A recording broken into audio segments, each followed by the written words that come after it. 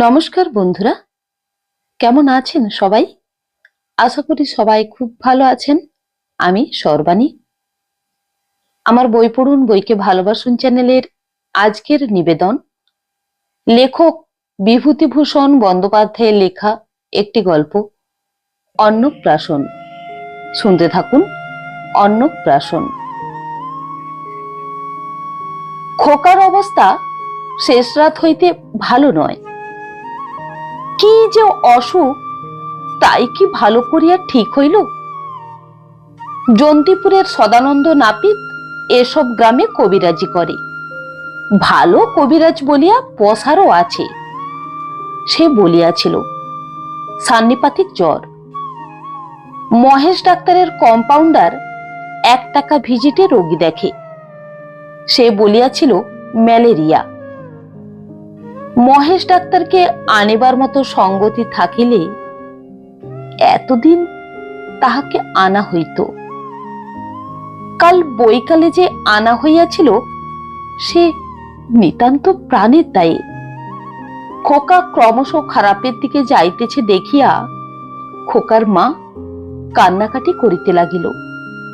পাড়ার সকলেই মহেশকে আনিবার পরামর্শ দিল।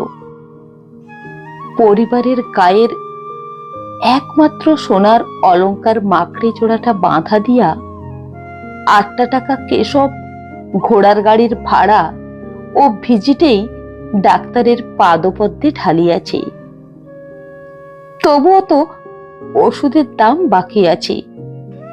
নিতান্ত কম্পাউন্ডার বাবু এখানে ডাকডোক পান। সেই খাতিরেই টাকা 2 আন্দাজ ওষুধের বিলটা 1 হপ্তার জন্য বাকি রাখিতে রাজি হইয়াছেন।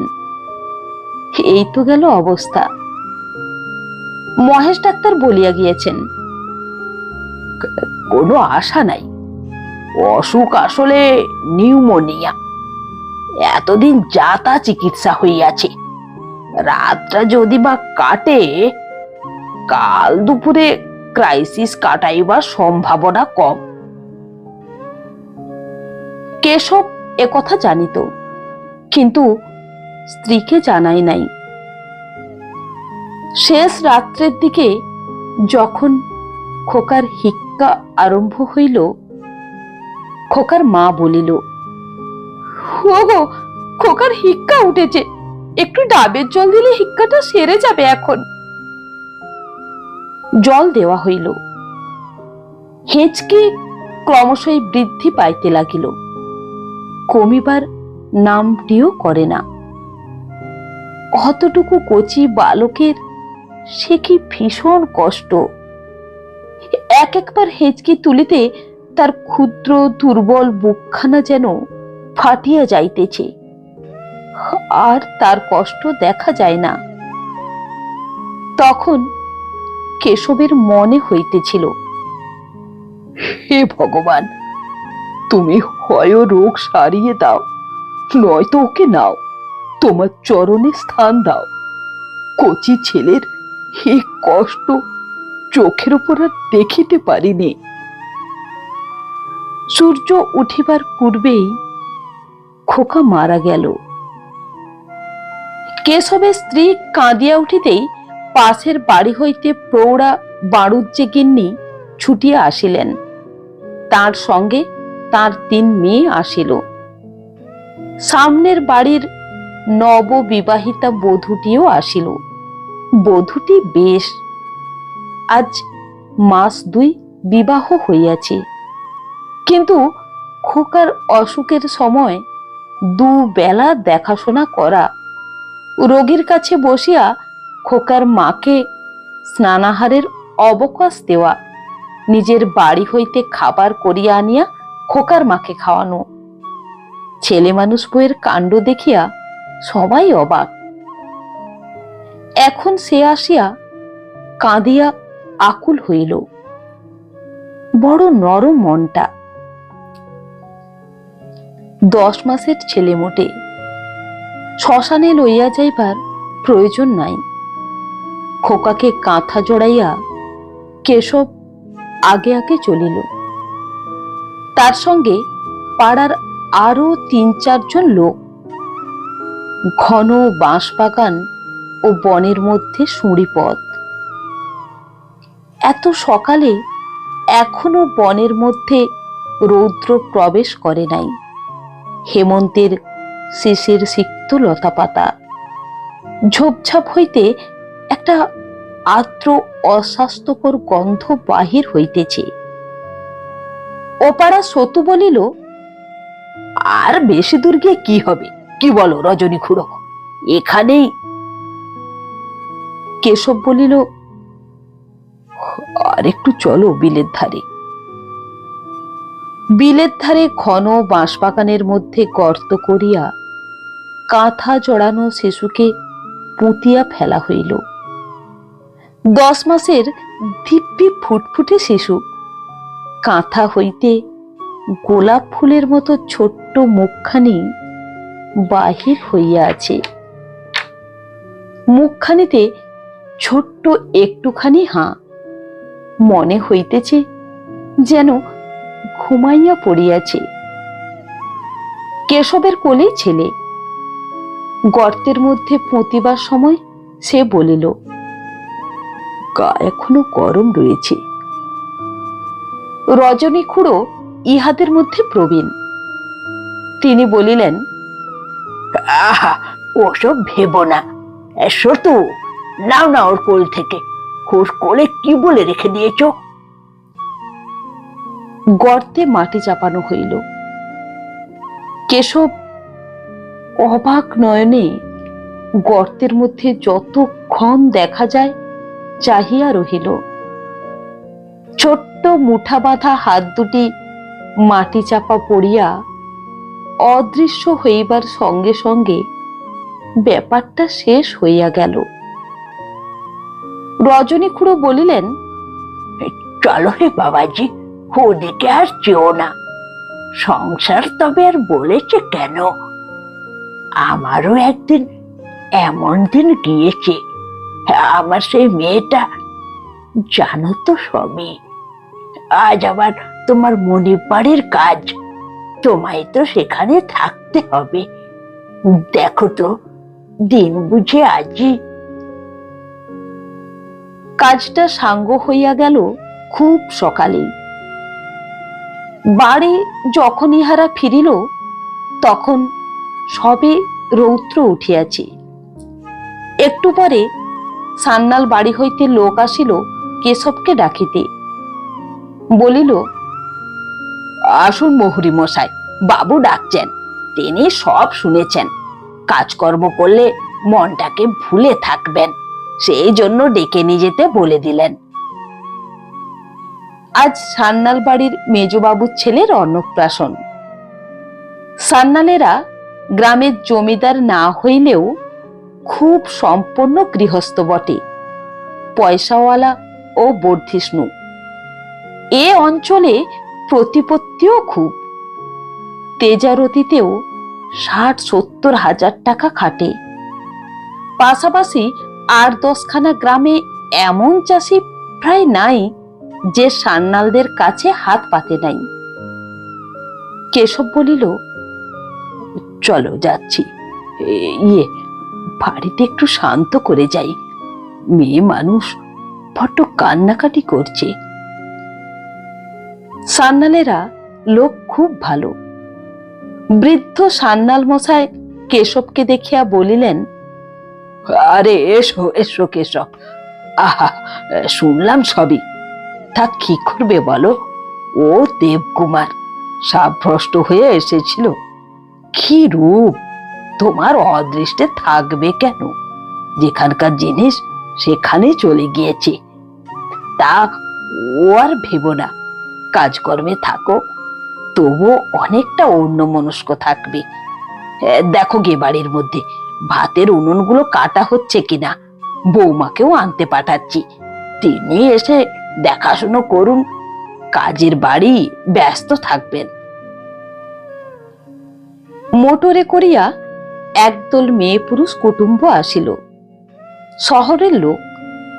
মেয়েদের গহনার বাহার নাই, সেসব বালাই উঠিয়া গিয়াছে। শাড়ির রংচঙে চোখ ধাঁধিয়া গেল।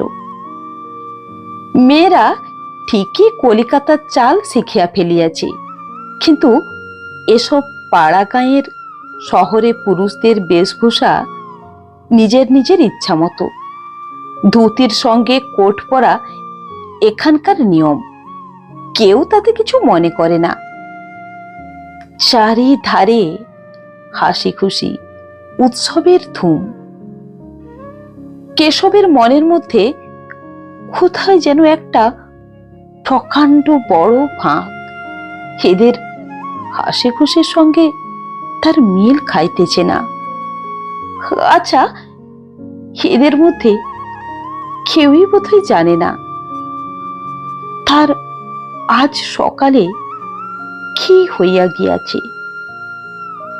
একটি ভদ্রলোক 4 বছরের একটি ছেলেকে সঙ্গে লইয়া গাড়ি হইতে নামিলেন। বেশ সুন্দর ফুটফুটে ছেলেটি, গায়ে রাঙা সিল্কের জামা, কোঁচানো ধুতি পরনে এতটুকু ছেলের, পায়ে রাঙা মখমলের ওপর জরির কাজ করা জুতো, কি সুন্দর মানাইয়াছে। কেশবের ইচ্ছা হইল ছুটিয়া গিয়া ভদ্রলোকটিকে বলে, শুনুন মশাই, আমারও একটি ছেলে ছিল, অভিজ্ঞ হলে এমনটি দেখতে, আজ সকালে মারা গেল। আপনার ছেলের মতোই তার গায়ের রং। মহিমপুরের নিকারীরা মাছ আনিয়া ফেলিল। গোমস্তা নবীন সরকার ডাকিয়া বলিল, ওহে কেশব, চুপ করে দাঁড়িয়ে থেকো না, চট করে মাছগুলোর ওজনটা একবার দেখে নিয়ে ওদের হাত চিঠেখানা সই করে দাও। দাঁড়িয়ে থাকবার সময় নেই, কাতলা আধমনের বেশি হলে ফেরত দিও, শুধু রুইয়ের বায়না আছে। নবীন সরকার জানে না তাহার খোকা আজ সকালে মারা গিয়াছে। কি করিয়া জানিবে? ভিন গায়ের লোক, তাতে এই ব্যস্ত কাজের বাড়িতে সে খবর তাকে দেওয়ার গরজ কার? কেশব একবার নবীন সরকারকে গিয়া বলিবে, গোমস্তা মশাই, আমার খোকাটি মারা গিয়েছে আজ সকাল বেলা। ফুটফুটে খোকাটি বড় কষ্ট দিয়ে গিয়েছে। নবীন সরকার নিশ্চয় আশ্চর্য হইয়া বলিবে, বলো কি কেশব, তোমার ছেলে আজ সকালে মারা গিয়েছে আর তুমি ছোটাছুটি করে কাজ করে বেড়াচ্ছ? আহা, তোমার ছেলে, আহা, তাই তো। কিন্তু কেউ কিছু জানে না। কেশব তো কাহাকেও কিছু বলিবে না। মাছ ওজন করিয়া লইবার পরে দুধ দই আসিয়া উপস্থিত। তারপর আসিল বাজার হইতে হরিময়েরার ছেলে 2 মণ 2.5 মণ সন্দেশ ও 2.5 মণ পান্তুয়া লইয়া।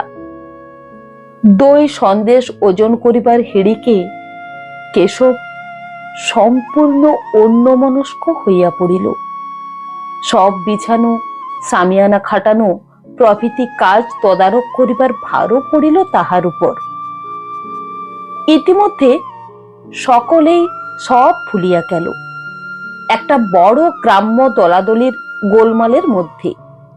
সকলেই জানিত আজ হারান চক্রবর্তীর বিধবা মেয়ের কথা এ সভায় উঠিবেই উঠিবে। সকলে প্রস্তুত হইয়াই আসিয়াছিল।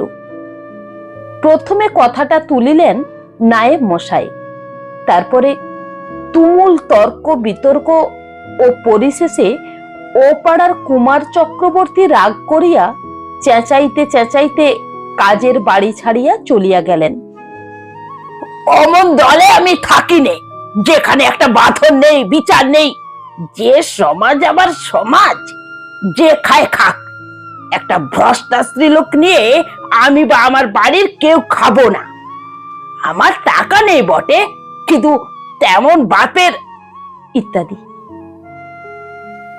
3-4 জন ছুটিল কুমার চক্রবর্তীকে বুঝাইয়া ঠান্ডা করিয়া ফিরাইয়া আনিতে। কুমার চক্রবর্তী যে একরোখা চড়া মেজাজের মানুষ সবাই তা জানে, কিন্তু ইহাও জানে যে সে রাগ বেশিক্ষণ স্থায়ী হয় না। নায়েব মশাই বলিলেন, তুমি যেও না হরিখুড়ো, তোমার মুখ খুব ভালো না, আরো চটিয়ে দেবে। কার্তিক যাক আর শ্যামলাল যাক। হারান চক্রবর্তীর যে মেয়েটিকে লইয়া ঘোট চলিতেছে, সে মেয়েটি কাজের বাড়িতে পদার্পণ করে নাই। পাশের বাড়ির গোলার নিচে সে এতক্ষণ চুপ করিয়া বসিয়াছিল। আজই একটা মিটিং হইয়া তাহার সম্বন্ধে যে চূড়ান্ত সামাজিক নিষ্পত্তি কিছু হইবে তাহা সে জানিত, এবং তাহারই ফল কি হয় জানিবার জন্যই সে অপেক্ষা করিতেছিল। হঠাৎ চেঁচামেচি শুনিয়া সে ভয় পাইয়া উঠিয়া দাঁড়াইল, এবং তাহারই নাম কুমার চক্রবর্তীর মুখে ওভাবে উচ্চারিত হইতে শুনিয়া পাঁচিলের ঘুলঘুলি দিয়া দুরু দুরু বক্ষে ব্যাপারটা কি দেখিবার চেষ্টা পাইল। পাঁচিলের ওপাশে নিকটে কেশবকে দেখিতে পাইয়া সে ডাকিল, কাকা, ও কাকা। কেশব কাকাকে সে ছেলেবেলা হইতে জানে। কেশব কাকার মতো নিপাট ভালো মানুষ এ গায়ে দুটি নাই।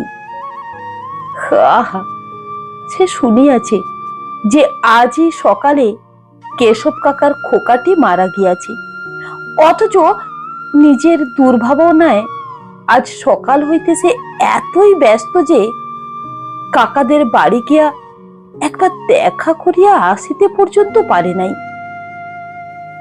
কেশব বলিল, কে ডাকে? কে? বিদ্যুৎ? কি বলছো মা? তা ওখানে দাঁড়িয়ে কেন? হারান চক্রবর্তীর মেয়েটির নাম বিদ্যুৎ। খুব সুন্দরী না হইলেও বিদ্যুতের রূপের চটক আছে সন্দেহ নাই। বয়স এই সবে 19।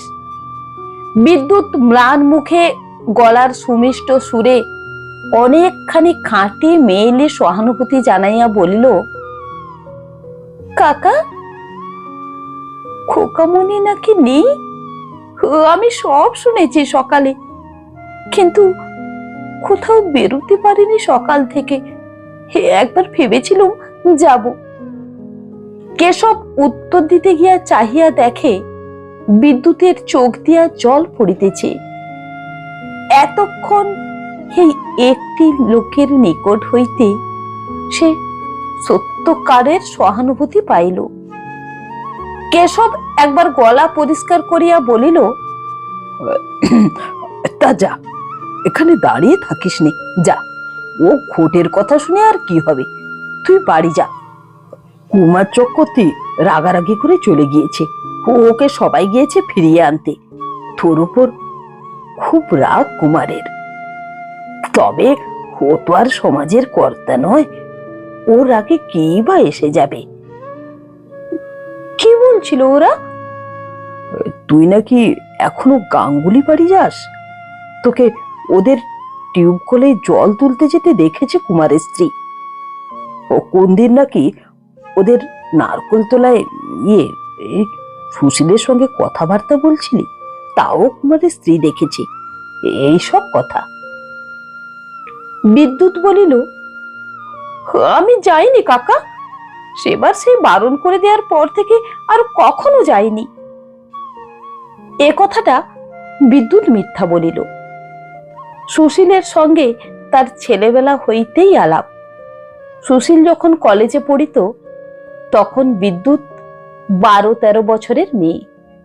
সুশীলদার দেখা পাইলে তখন হইতেই সে আর কোথাও যাইতে চায় না। সুশীলের সঙ্গে তাহার বিবাহ হওয়ার কোনো সম্ভাবনাই ছিল না, কারণ তাহারা বৈদিক আর সুশীলেরা রাড়ি শ্রেণী। বিদ্যুতের বিবাহ হইয়াছিল পাশের গ্রামের শ্রী গোপাল আচার্যের সঙ্গে। বিদ্যুৎ বিধবা হইয়াছে বিবাহের 2 বছর পরেই। শ্বশুর বাড়ি মাঝে মাঝে যায়, কিন্তু বেশিরভাগ এখানেই থাকে। সুশীলের সঙ্গে তাহার ছেলেবেলার মাখামাখি লইয়া একটা অপবাদ গ্রামের মাঝে রটিয়াছিল। এই অপবাদের দরুণই তাহারা এখন গ্রামে এক ঘরে হইয়া আছে। এ বাড়িতে তাহাদের নিমন্ত্রণ হয় নাই। ইতিমধ্যে ঝুমুর গানের দল আসিয়া হাজির হইল। সামিয়ানার একধারে ইহাদের জন্য স্থান নির্দিষ্ট ছিল। গ্রামের ছোট ছেলেমেয়েরা দল আসিতেই সেখানে গিয়া জায়গা দখল করিয়া বসিবার জন্য হুড়াহুড়ি বাঁধাইয়া দিল। কেশব ছুটিয়া গেল গোলমাল থামাইতে। দলের অধিকারী বলিল, আরে ও সরকার মশাই, আমাদের একটু তামাক টামাকে জোগাড় করে দিন, আর 2-5 খিলি পান। রোদ্দুরে বামুন গাতির বিল পার হতে যা নাকালটা হয়েছে সবাই মিলে। বেলা 12টার সময় কেশব একবার বাড়ির মধ্যে ঢুকিল। স্ত্রীর জন্য তাহার মনটা চঞ্চল হইয়া উঠিয়াছে। আহা, বেচারি এ বাড়ি আসিয়াছে তো, না খালি বাড়িতে একা পড়িয়া পড়িয়া কাঁদিতেছে। না, দেখিয়া আশ্বস্ত হইল স্ত্রী আসিয়াছে ও ইঁদারার পাড়ে এক রাশ পুরানো বাসন ঝিয়ের সঙ্গে বসিয়া মাজিতেছে। তাহাদের আজ মরণা শৌচ।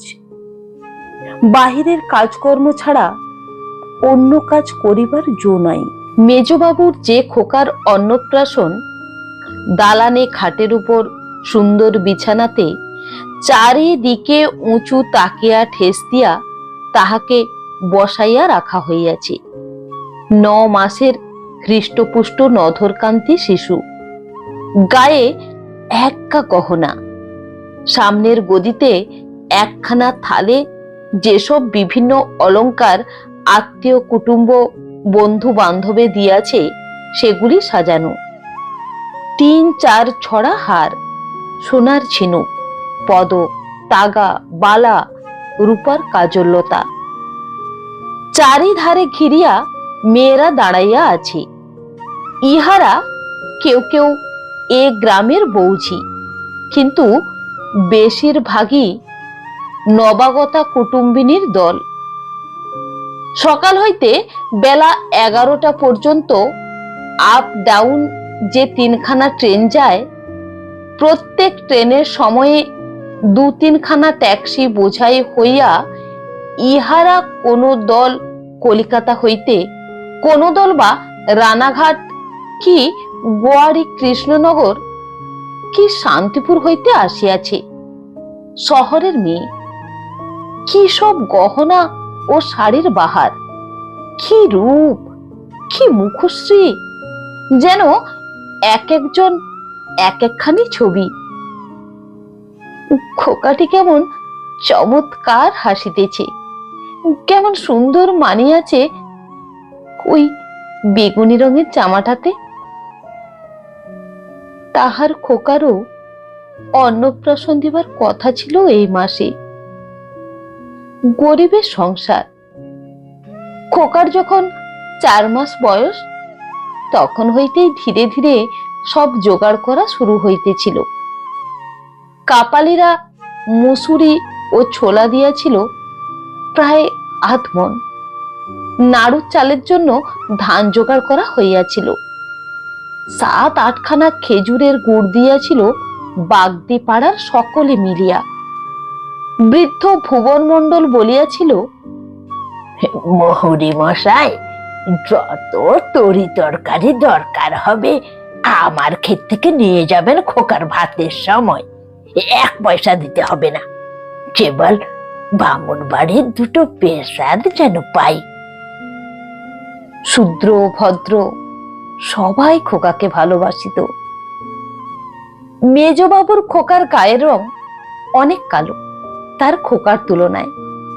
মেজবাবু নিজে কালো, খোকার খুব ফর্সা হইবারও কথা নয়। সুতরাং এদের মানানো শুধু জামাই গহনায়। তাহার খোকা গরিবের ঘরে আসিয়াছিল। একজোড়া রূপার মল ছাড়া আর কোনো কিছু খোকার গায়ে ওঠে নাই। আজ শেষ রাত্রে খোকার সেই হেঁচকির কষ্টে কাতর কুচি মুখখানি, অবাক দৃষ্টি, নিষ্পাপ কাঁচের চোখের মতো নির্মল ব্যথাক্লিষ্ট চোখ দুটি, আহা! মানিক রে, ওকে সব বলি, হাত দেশ এখানে সাঙের মতো দাঁড়িয়ে আছো যে? বেশ, লোক যা হোক, ব্রাহ্মণদের পাতা করবার সময় হলো, সামিয়ানা খাটাবার ব্যবস্থা করো গে। আমি তোমায় খুঁজে বেড়াচ্ছি 14 ভুবন, আর তুমি এখানে? বেশ নম্বুরি নোটখানা বাবা, পা চালিয়ে দেখো গে। নবীন সরকার, কিন্তু নবীন সরকার তো জানে না, সে কি একবার বলিবে? ও গোমস্তামশাই, এই আবার খোকা আজ সকালে ওরকম করে আমায় ডাকবেন না, আমার মনটা আজ ভালো না। দলে দলে নিমন্ত্রিত ব্রাহ্মণেরা আসিতে আরম্ভ করিয়াছে নানা গ্রাম হইতে। 11 খানা গাঁ লইয়া সমাজ, সমাজের সকলেই নিমন্ত্রিত। বড় বৈঠকখানায় লোক ধরিল না। শেষে লিচুতলায় প্রকাণ্ড শতরঞ্চ পাতিয়া দেওয়া হইল। আসরের মধ্যে দাঁড়াইয়া দেউলে সরাবপুরের বরদা বাড়ুজ্জে মশাই বলিলেন, একটা কথা আমার আছে। এ গায়ে হারান চক্রবর্তী সমাজের এক ঘরে, তাদের বাড়ির কারুর কি নেমন্তন্ন হয়েছে আজ কাজের বাড়িতে? যদি হয়ে থাকে, বা তাদের বাড়ির কেউ যদি এ বাড়িতে আজ এসে থাকেন, তবে আমি অন্তত দেউলে সরাবপুরের ব্রাহ্মণদের তরফ থেকে বলছি যে আমরা এখানে কেউ জলস্পর্শ করব না। আরো 2-5 খানা গ্রামের লোকেরা সমস্বরে এ কথা সমর্থন করিল। অনেকে আবার হারান চক্রবর্তীর আসল ব্যাপারটা কি জানিতে চাহিল।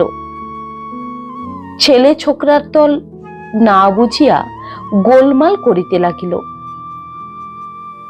এ বাড়ির বৃদ্ধ কর্তা সান্যাল মশাইয়ের ডাক পড়িল। তিনি কাজের বাড়িতে কোথাও ব্যস্ত ছিলেন। গোলমাল শুনিয়া সভায় আসিয়া দাঁড়াইলেন। এ গাঁয়ের সমাজ বড় গোলমেলে, তাহা তিনি জানিতেন। পান হইতে চুন খসিলেই এই 300 নিমন্ত্রিত ব্রাহ্মণ এখনই হইচই বাঁধাইয়া তুলিবে। খাইব না বলিয়া শুভ কার্য পণ্ড করিয়া দিয়া বাড়ি চলিয়া যাইবে। প্রাচীন বিচক্ষণ ব্যক্তি সব, কিন্তু সামাজিক ঘোটের ব্যাপারে ইহাদের না আছে বিচার বুদ্ধি, আর না আছে কাণ্ডজ্ঞান। তবুও সান্যাল মশাই সবার মধ্যে খুব সাহসের পরিচয় দিলেন। বলিলেন, আপনাদের সকলকেই জানাচ্ছি যে হারান চক্রবর্তীর বাড়ির একটি প্রাণীও আমার বাড়িতে নিমন্ত্রিত নয়। তাদের কেউ এ বাড়িতে আসেও নি। কিন্তু আমার আজ অনুরোধ, এই সভাতেই সে ব্যাপারের একটা মীমাংসা হয়ে যাওয়া দরকার। হারান আমার প্রতিবেশী, আমার বাড়ির পাশেই তার বাড়ি। তার ছেলে মেয়ে আমার নাতি নাতনির বয়সী। আজ আমার বাড়ির কাজ, আর তারা মুখ চুন করে বাড়ি বসে থাকবে, এ বাড়িতে আসতে পারবে না। খুদকুড়ো যা দুটো রান্না হয়েছে তা মুখে দিতে পারবে না। এতে আমার মন ভালো নেয় না। আপনারা বিচার করুন, তার কি দোষ?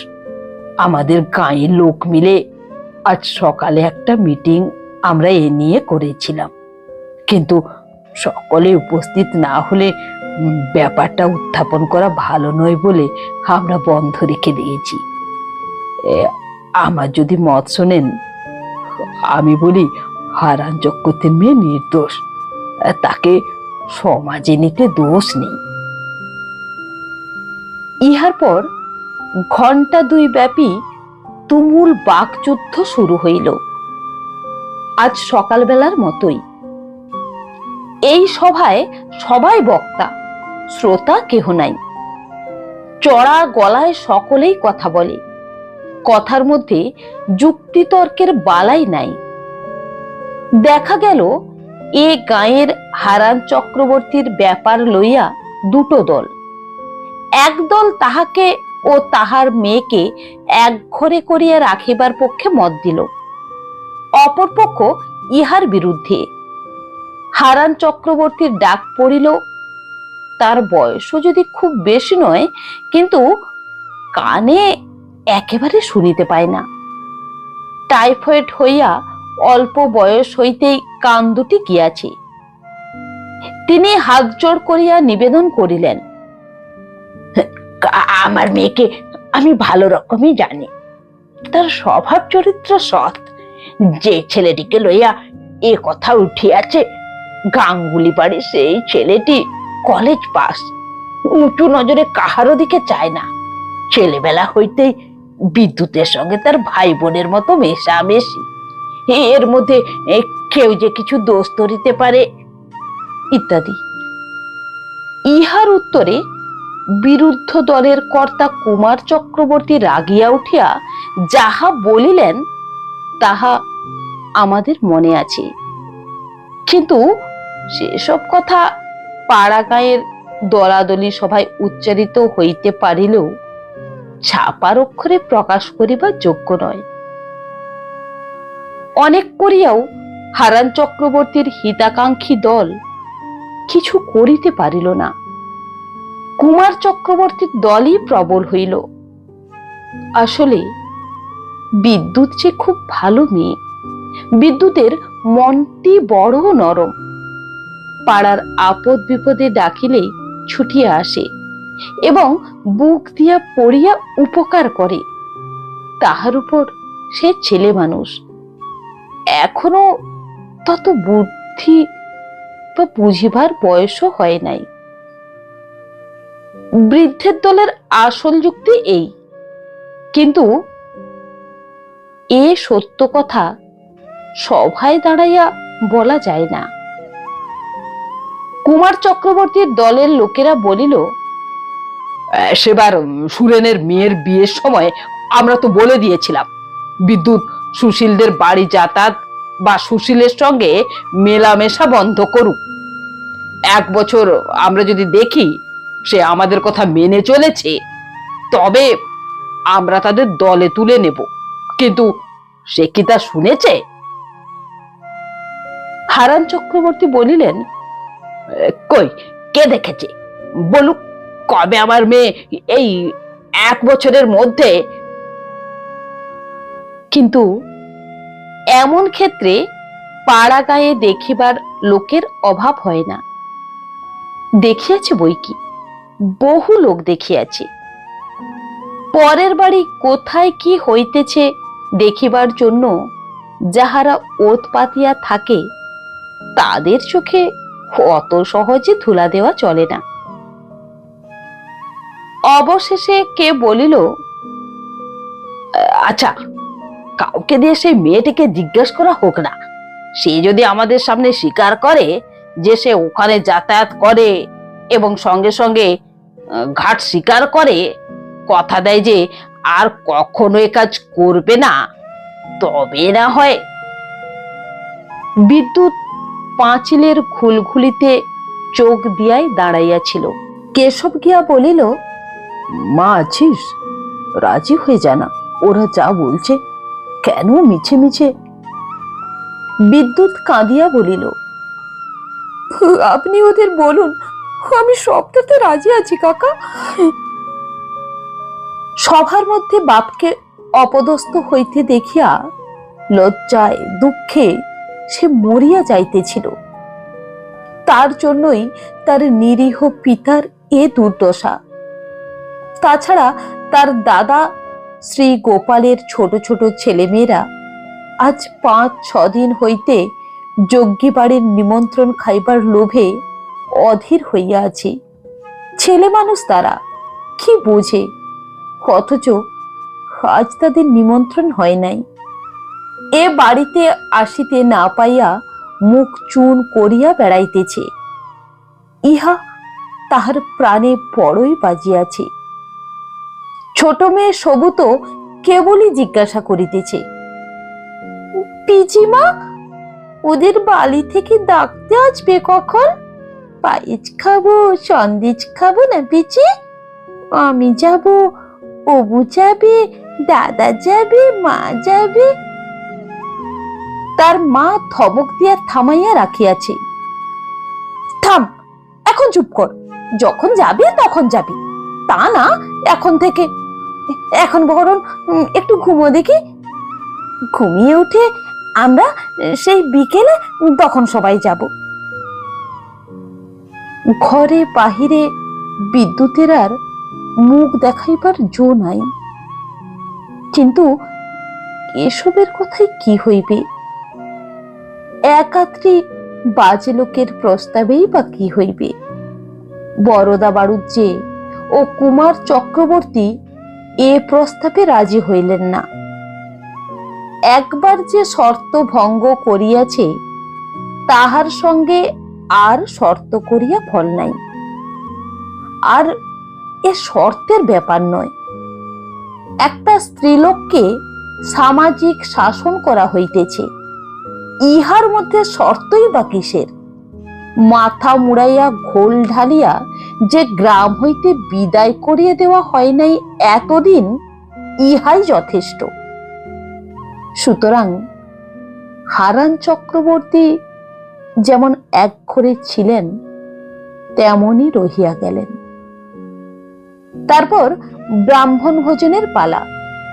কেশবের মরণা শৌচ, সে পরিবেশন করবে না। ভিখারি বিদায়ের পাহাড় পড়িল তার উপর। 2-3 দফা ব্রাহ্মণ খাওয়ানো ও ভিখারি বিদায় করিতে সন্ধ্যা হইয়া গেল। সন্ধ্যার পরে শূদ্র ভোজন, সেও চলিল রাত 10টা পর্যন্ত। কেশব সারা দিন হাড় ভাঙা খাটুনির পর যখন খাইতে বসিল তখন রাত 11টা। আয়োজন ভালোই হইয়াছিল, কিন্তু এত রাত্রে জিনিসপত্র বেশি কিছু ছিল না।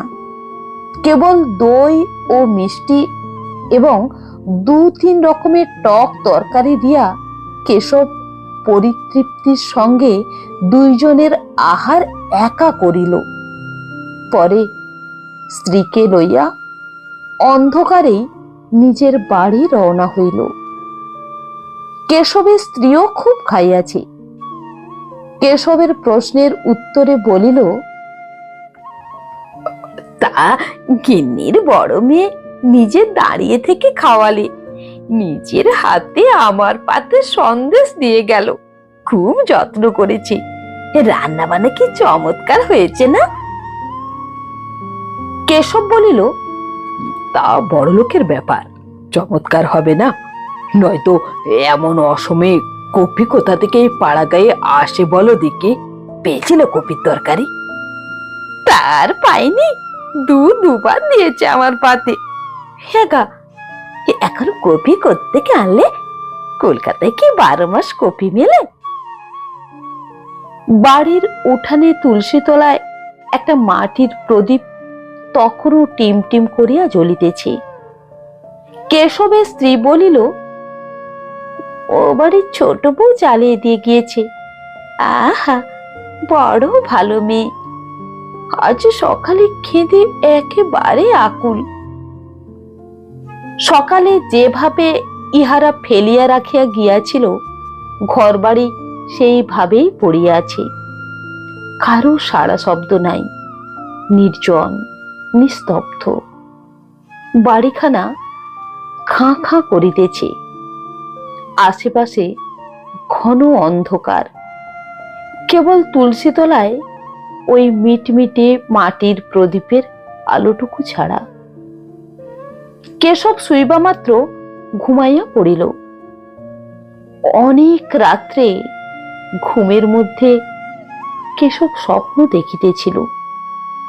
বিদ্যুৎ আসিয়া উঠানের মাঝখানে দাঁড়াইয়া কাঁদো কাঁদো মুখে বলিতেছে, কাকা,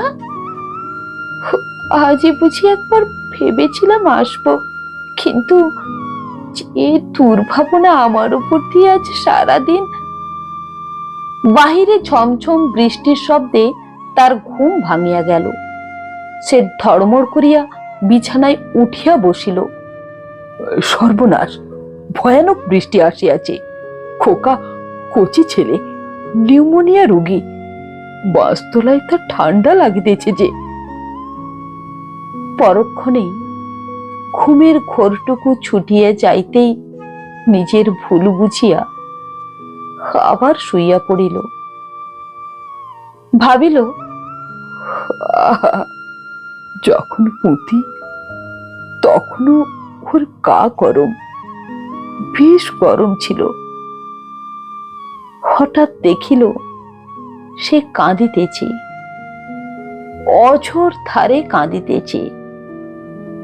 বাহিরে ওই বৃষ্টি ধারার মতো অঝোর ধরে বারবার তার মনে হইতে লাগিল, তখন ওর গা গরম ছিল, বেশ গরম ছিল। বন্ধুরা, আমার এই গল্প পাঠ যদি আপনাদের ভালো লেগে থাকে তাহলে আমার গল্পটিতে একটি লাইক দিয়ে আমার চ্যানেলটি সাবস্ক্রাইব করে আমার সঙ্গে থাকার অনুরোধ রইল। নমস্কার।